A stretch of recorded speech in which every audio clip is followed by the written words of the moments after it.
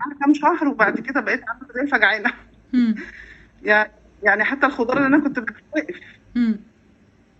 فبالتالي رجعت اكتر بقى افظع من الاول. امم. رجع وزنك يزيد تاني؟ انا دلوقتي 111. رجع وزنك يزيد تاني وبدأت تاكلي نشويات اه. وحلويات تاني ومش قادرة تمسكي لا نفسك عشان حلويات.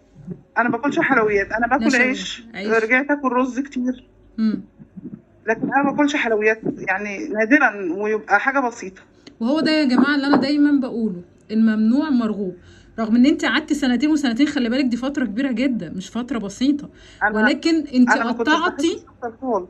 ايه؟ اه، ما كنتش عايزه السكر ده خالص، يعني انا ما كنتش بحس حتى طعم السكر في لساني.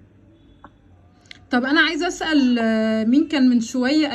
اميره برضو التراكمي نزل ل5. هل انت قطعتي نشويات؟ افتحي المايك. هل انت قطعتي نشويات انت كمان عشان تنزلي ل5؟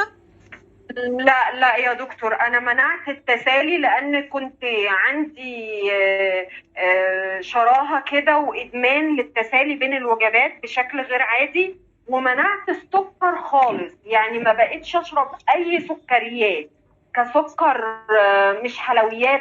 لا، منعت السكر في اي مشروب. يعني كل انت، حاجتي بقيت اشربها دلعة. يعني اللي انت منعتيه التسالي اللي انت بتقعدي تتسلي كده بيها قدام دي التلفزيون كنت والسكريات. مدمناها. السكريات. اه لكن نشويات اه رز اه ومكرونه وكده كنت بتاكلي عادي. باكل عادي، بالتالي انا ما بخسش كوزن.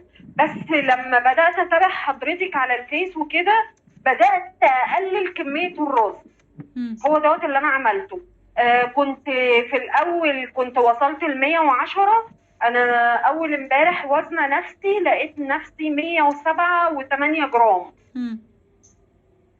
فكل ده من اللي انا تابعته معاكي، اللي هو بطلت تسالي، بطلت السكر في المشروبات، قللت كمية الرز.